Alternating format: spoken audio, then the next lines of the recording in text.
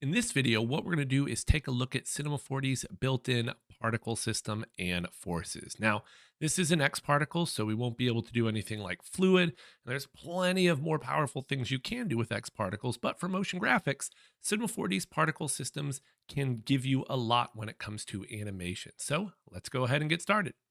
All right. So we're going to be talking about Cinema 4D's particle systems and seeing some of the different things we can do with them. Now, we're going to be focusing on the emitter in the simulate section here. And we'll also be talking about a number of these different forces. Now, what I'm not going to get into is thinking particles, as that's its own separate thing. And honestly, personally, I haven't used thinking particles a lot. I've always used X particles if I needed to do something more complex than what I can do here. And Cinema 4D's particle systems are kind of uh, cool in that you can use different forces, even simulation tags on them. So they're kind of in between, keyframed and simulation. You can use a lot of forces that have the option to use fields. So a lot of ways to make some really interesting animations. And you can kind of see that here between the spheres that are bouncing as well as the, you know, rain that is bouncing off the ground. So let's go ahead and kind of see what we have here. So starting in the simulate menu, I'm just going to create an emitter and just rotate this emitter so that it's kind of shooting those particles downward. Something like that. We can hit play. And what do you know? We have our particles. Now, if you select the particle system and go to the particle section, is where you get your basic options. And just to get the emitter section out of the way, you have a couple of different types here. So pyramid or cone, notice not much of a difference, though you do get the ability to adjust the vertical angle when you have it set to pyramid. You can control the size as well as the angle, horizontal or vertical. Notice now how things are being randomly shot out at different horizontal angles. We'll come back to the include exclude section, but the particle section is where the meat and potatoes of this object are, where all the properties are. So starting with the birth rate for the viewport and the birth rate for the renderer, you can have two different amounts of particles. That way, if you want to keep your viewport a little bit cleaner, a little bit less heavy, fewer particles, you can do that and then render a bunch more. And the visibility does something very similar. Start stop emission allows you to control how long you want your particles to emit for. So you could just do this over the course of one frame. Okay. And I'm sorry, yeah, one frame. And that will allow us to create almost like a burst or shot. Obviously, you're going to need more particles in order to do that. So you can see we're getting something like that now. So just kind of resetting that by right clicking on one of those arrows, we get something that really already looks pretty much like rain. If nothing else, because we have kind of this streaky particle shape there. You also have a seed. So if you want to randomize the way these particles are being emitted, that can be used for that. And relative speed can change the speed a little bit depending on other things you have going on. Not something I use all that often. The lifetime is also useful. As it stands right now, these particles will just kind of keep on moving until frame 600 or the end of my animation. And really, I find no reason to kind of let this go any further than it needs to. And we'll see we can change that to our advantage, especially if we want to do something like rain, where we want the particles to disappear. So right now, particles are disappearing at about frame 50. So that's what you can see going on here. You will also notice quite a few places where you see variation. So this variation deals with the lifetime, this one with the speed, this one with the rotation or the end scale. And that's just to make these objects look a little bit different and unique. That way, you don't get something that looks nearly as repetitive as you would without them. So for instance, I can add variation to the speed. Some are now going to move faster than others. Rotation as well has some variation. Now, we won't really see any rotation unless we are showing an object or whatever that particle is going to be, because right now we don't have any object. So what we could do at this point is maybe take a sphere and perhaps shrink it down so it's not that big. Actually, a sphere is a terrible choice. We will not be able to see that rotating nearly as easily as we would, say, a cube. So let's redo that with a cube. I'll drop this in our emitter, and wouldn't you know it, we're still not seeing anything. as you also have to turn on show objects. Now you want to be really careful with this because if this was a very high polygon object, this could slow down Cinema 4D substantially, perhaps even crash it. I'd also recommend turning on render instance as well to make Cinema 4D's life a little bit easier. So now you can see our speed variation. And if we just kind of take our rotation, okay, we can increase that. And so now we have some rotation variation as well. We also can add some variation to our N scale. Right now, this is set at 1. And since the default scale value on an object, like our cube, is also set to 1, nothing's happening. So if we want to make our object change its size, either larger or smaller, we can increase this value. So if I set this to 0, things will shrink down until they disappear. This is a great way to kind of achieve, say, exhaust or something like that, end of a rocket, especially if you're doing something stylized, by having the particles kind of scale down to nothing. Especially because we are a bit limited with these particles in terms of how we can make them disappear or end. The one big thing I'm missing with these particles is being able to do something when they deflect or you know uh, intersect with another object, change shape, for instance. That would be very useful. That's something you can do in X particles, but not here. But yeah, we can add some variation to this so that our particles scale down, but at a little bit different speed, different rates. And we get, once again, something that looks a little bit more random and not quite as regular or repetitive. And that's really it for our main options here. We have show objects, we have render instance, okay? And that's pretty much it. We've already talked about emitter. The include section here allows you to decide if you want forces to work on this or not work on this. If it's set to exclude, if we create a force, we can just drag it in here so that it won't be affected by it. So for instance, let's take a look at the attractor. So I'm going to take the attractor, pull it over here. And in fact, let's get rid of that scale, end scale. Okay. If you go larger than 1, it will scale up, right? So just keep that in mind. But 1 is fine for right now. And our attractor, and this is the way most of these forces work, have a strength or in a speed limit, as well as a mode. Now, this mode really just allows us to determine if mass is going to be considered here. Acceleration, it's not. Force, it is.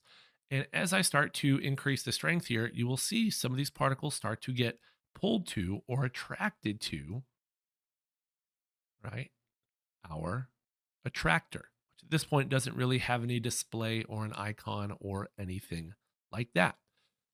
And yeah, that's pretty much the way these forces work is they allow you to control, if I create a second attractor, the direction of these particles. So rather than having gravity on by default in a simulation, we can add our forces however way we want. And if we wanted to exclude or even include a specific force from an emitter, then you can just drag it into here. Okay. Now I should also point out that a lot of these forces also can use fields, as we'll see. So we have our emitter again. Let's take a look at another one of our forces, the deflector. So I can rotate this down, and right away you can see that it's bouncing, that our particles are now bouncing off of this. And they do a pretty good job, right? Now, because this isn't a simulation, it really isn't taking into account the shape, and it's just when kind of the middle of this object itself kind of intersects, which I don't think I'm going to be able to kind of get through. Yeah, there we go. You can see it's really just looking for the middle of that. The little particle is what it's looking for, not the overall shape of the cube. For that, we would need dynamics. So yeah, we can use this to start to make something that looks a little bit more like rain. I would start by going into my top view here. That way I can take my emitter and in the emitter section, adjust the size so that it matches a little bit closer the size of our deflector. And obviously I wouldn't want this cube, so I'll just come back here into my original scene and grab my raindrop. I'll just copy that. And if you didn't know, you can copy and paste pieces of geometry or even materials, probably animated tracks as well from one material, one scene to another. So I can drop this in here and notice we now have both of these objects being emitted. And this isn't quite right. So we're going to have to make some changes here. Let's get rid of our cube. We can select our emitter and start by getting rid of our rotation because we're not going to really want that. And yeah, this is where I think being able to kind of switch out the objects when they, intersect or hit another piece of geometry would be helpful. So that way I could, switch out this raindrop trait for maybe say a sphere. I could maybe get something close if I used a pose morph. I'm not sure you can do that with a particle system, though. It does sound interesting. But yeah, what I was able to do before is use the N scale to help with this. And so to have these kind of shrinking and just bounce a little before disappearing completely. So can turn up the lifetime maybe a little bit more, maybe add some variation there, and then just add some more particles, right? And there we go.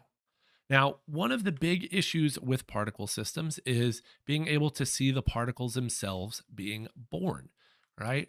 Because that can be very jarring. It's very distracting to see all these shapes just kind of popping out of nowhere. So, usually, what you would want to do is start with that particle system just out of view, okay? And that way you don't have to um, see that big of a distraction and it kind of keeps the believability going as well. But yeah, that's pretty much it for how I made the rain. Though we do have some other forces we can take a look at with this.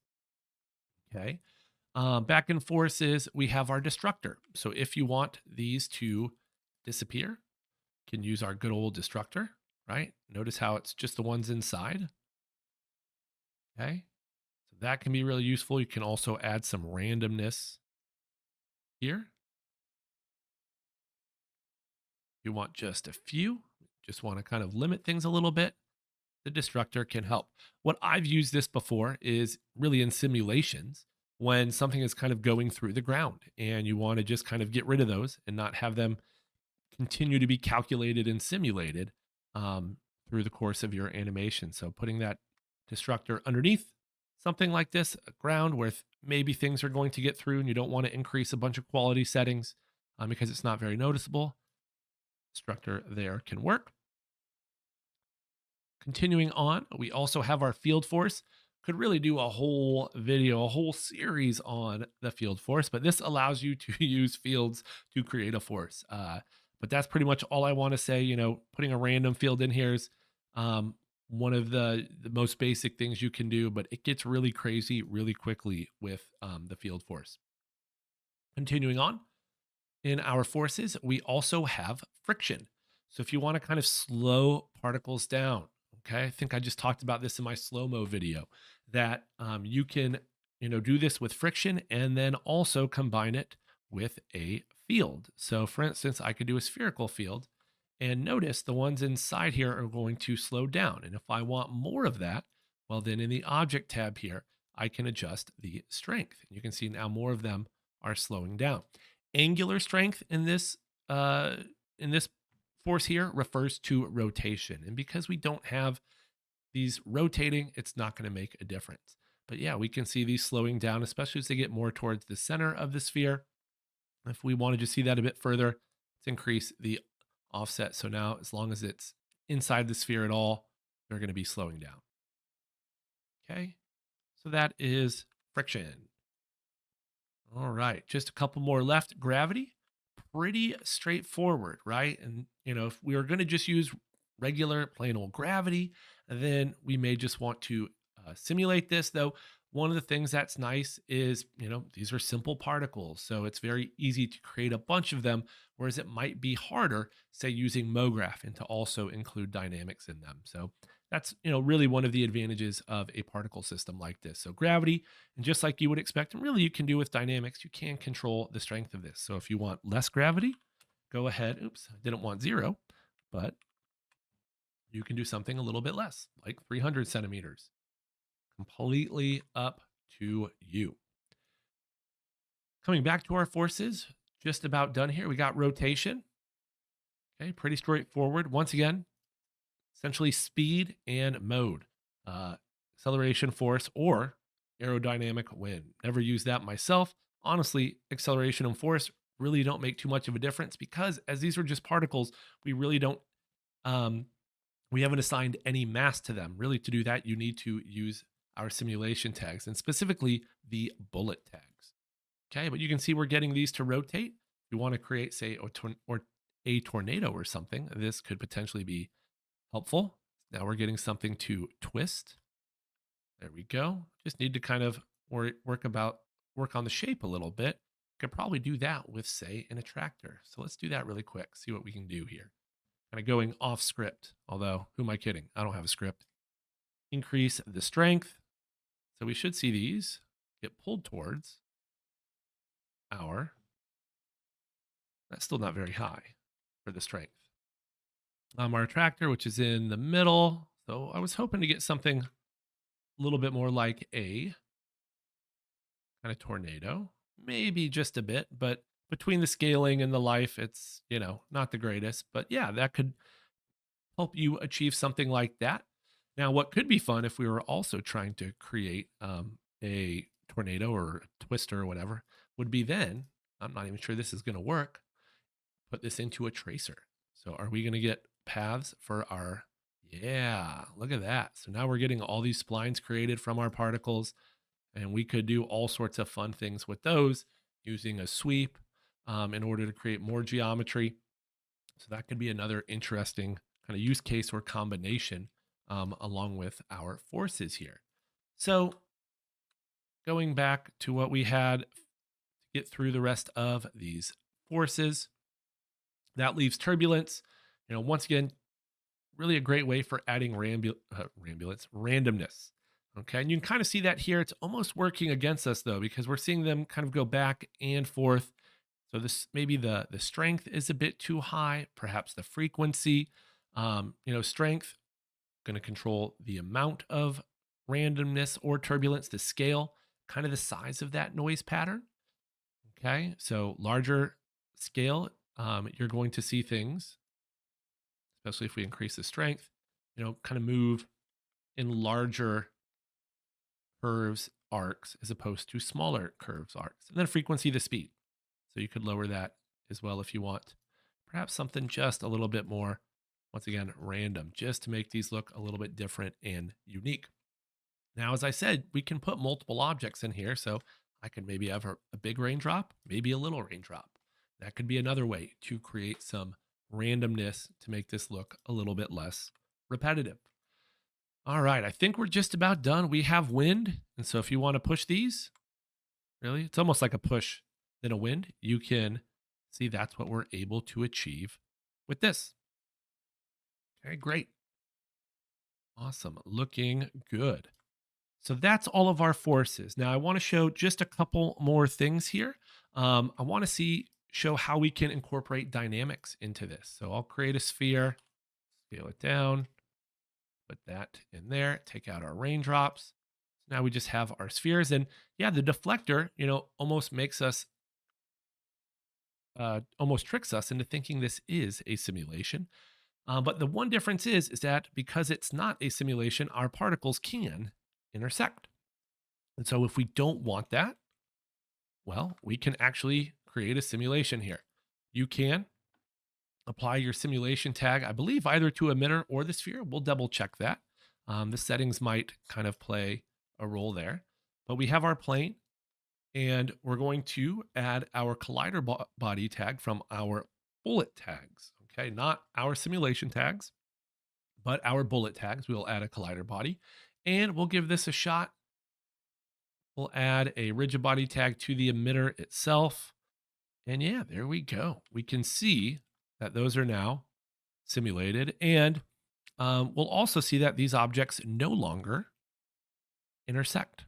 And if they do intersect at the beginning, that's probably what's going to cause some of them to, maybe shoot out in different directions. And that can happen if you have more particles being emitted than you have space for on your emitter. So for instance, if I take this higher, we'll probably start to see some particles shoot out a little bit, though gravity seems to be doing a pretty good job. And, one of the things, go back to just Cinema 40, is just how well all these different systems work together. Whether it's particles, whether it's dynamics, we can use fields. So that's essentially MoGraph, kind of all working in one. And if we had um, a cloner and it had, simulation tags on it, a collider body tag or rigid body tag, it would work in here just the exact same. So this is great.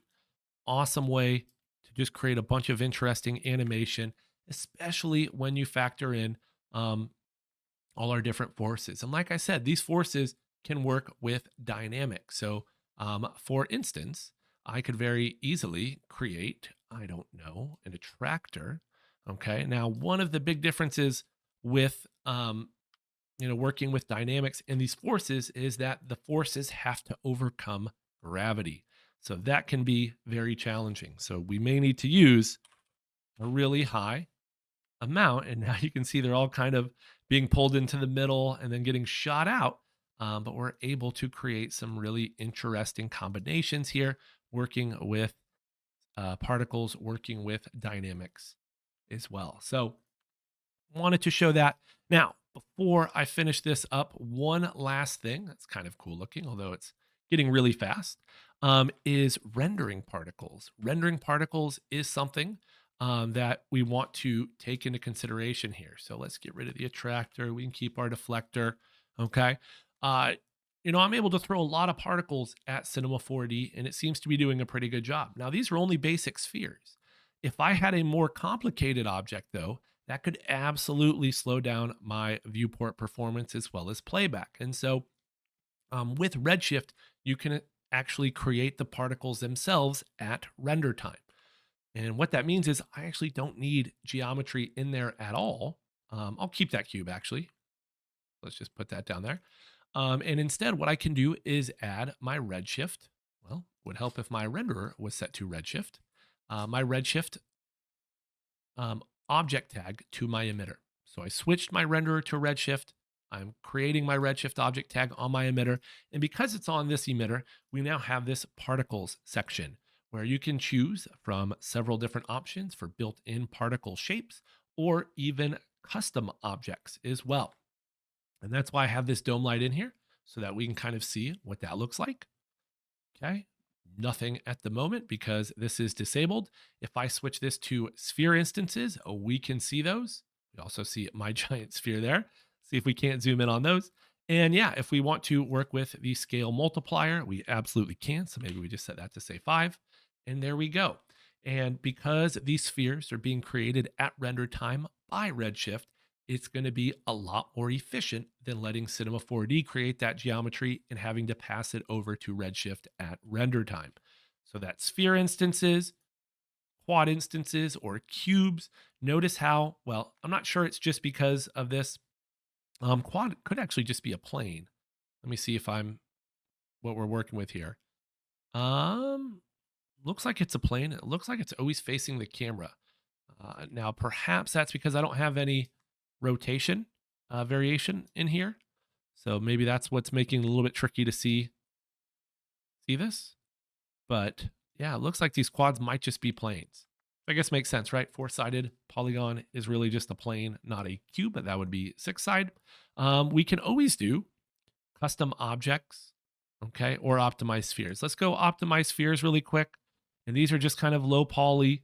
The difference here as opposed to sphere optimized, definitely something I would use. And I suspect, things are going to change based on how close we get. And I almost noticed that really quickly, where when I zoom in really fast, you can see they get faceted for just a second, although right there, right? And then if it thinks about it, it wouldn't surprise me if it smoothed it out, though.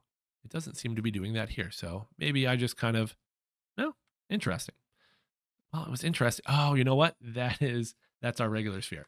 That's where I was getting confused. Yep, my mistake. But then lastly, we do have our custom objects. And that could be, say, I don't know, a raindrop. And that just makes things, once again, a little bit easier because now it's Redshift creating the geometry instead of Cinema 4D. We're essentially going to end up with the same result as if we had put those raindrops in there. But once again, depending on our graphics card, how much video RAM we have, how dense our particles are, the geometry. This could make things a lot easier. I also want to point out that we do have the ability with custom objects to change the distribution from sequential. So just kind of repeating the list here to random or random legacy. I'm not sure what the difference is there, but both are just different random ways to um, create our particles to hopefully make things a little bit more varied. Okay. Now, one thing I wasn't able to find out in particles using Redshift, if somebody knows the answer to this, please let me know, is if you can get a random color based on this particle system. I know it's possible with X particles, but I haven't figured out a way to be able to do it with Redshift, aside from creating a bunch of different pieces of geometry, putting them in the emitter, and then applying unique materials to them. But yeah, that's it for particle systems in Cinema 4D, along with a look at forces and dynamics. That will do it for this video. If there's anything else you would like to see, please let me know. And until next time, take care.